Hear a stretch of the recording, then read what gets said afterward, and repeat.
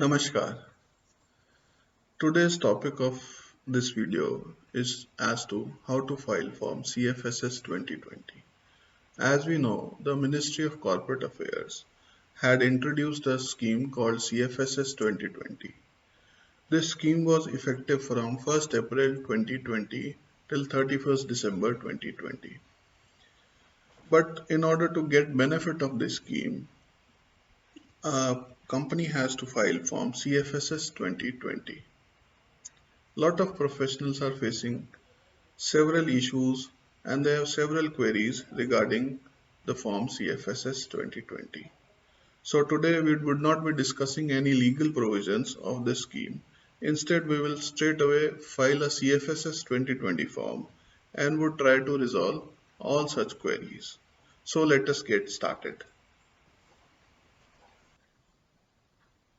Right. On the screen you are seeing this form CFSS 2020. I have already filed this form. Some information has been hidden so as to not to reveal the identity of the company. First, in this form, as we all know, we have to write down the SIN number of the company. Then we have to press the pre-fill button and then all these three fields would get auto-populated. You will get the name of the company here, the address of the company and the email ID. Moving forward, we come to point 3 of this CFSS form. This is the most important part of this form. In this point, we have to put in the SRN of all the forms which have been filed belatedly. But it has to be noted here that not all the forms which are filed belatedly by the company can get benefit of the CFSS scheme, and that all the forms cannot be filed in this CFSS form. Only the forms which are filed belatedly by the company and they have been filed between the period 1st April 2020 to 31st December 2020 can be filed in this form. So when the forms are filed belatedly, but they are filed between the period of this scheme, that is from 1/4/2020 to 31st December 2020, only those forms, the SRN of those forms can be filled in this point number 3. Further, some other forms are specifically excluded from the CFSS 2020 schemes. These forms are the charge forms, the CHG1, CHG4, CHG8 and CHG9. All these forms are specifically excluded from the schemes, hence they cannot be filled in this point 3. Further, SH7, form number SH7, this form is also excluded, hence it cannot be filed in this form. Moreover, the LLP forms would also not get filled in this CFSS form. Then we'll put the SRN of all the forms which are required to be taken benefit of in the scheme in this block. Automatically the number of rows would appear, and then we'll put SRN of the form in this column and then press the pre-fill button here. After we press the pre-fill button here, all these three fields would automatically get pre-populated.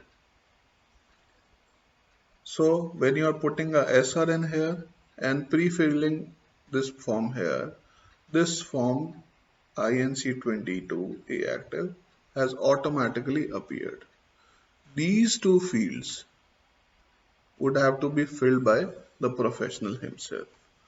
The date of filing would be the date on which the form has been filed, and the date of event, which is the most important part, would be different for each of the form.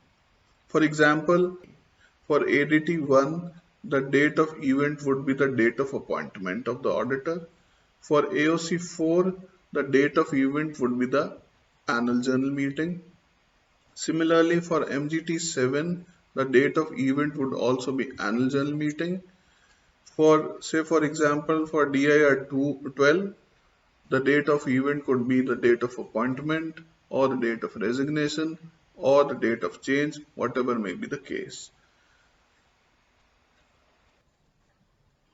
Now coming to point 4. In this, if any notice was issued or complaint was filed by the MCA against the company and the company has preferred any appeal against such notice or complaint, then in this case we would have to tick yes here. Second, if any notice was issued or any complaint was filed by the MCA, but the company has not filed any appeal, then we have to tick no here.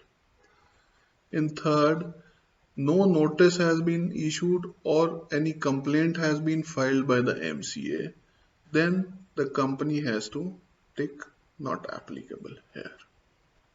In fifth point of this CFSS form, any prosecution has been launched by the MCA against the company and its directors, then we have to check yes here. Or if no prosecution has been filed or pending against the company, then we have to check no here. Moving forward to the last part of this form, CFSS 2020, the last part of this form is the attachments.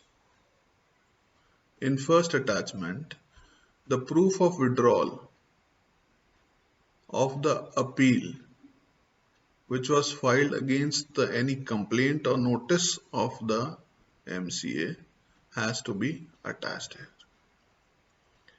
In point number second, any prosecution which has been filed against the company and is still pending, the details of such prosecution are required to be attached here. Rest, everything in this form is customary. We have to just fill in the resolution number, the resolution authorizing filing this form, and we have to check these three fields.